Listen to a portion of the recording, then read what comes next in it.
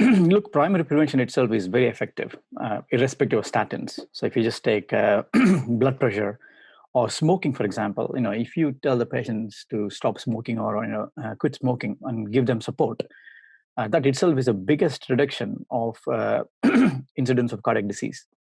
So primary prevention, no doubt, carries a very, very important weightage in preventing heart disease.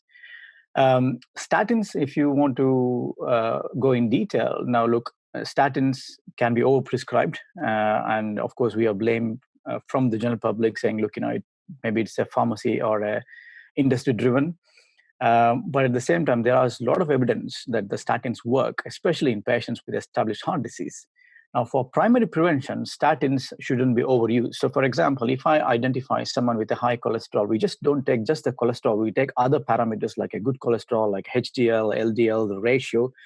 And of course, if the ratio is higher, they have a high cholesterol, then we first go for a lifestyle management, because a lot of the time that works. So, giving them advice about lifestyle, eating healthy, eating more vegetables, avoiding, like a red meat and, increased carbohydrates, etc.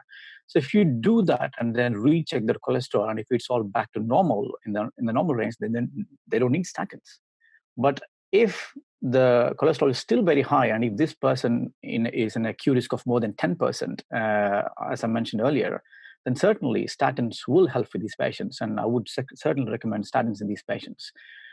So that's how we practice in the UK.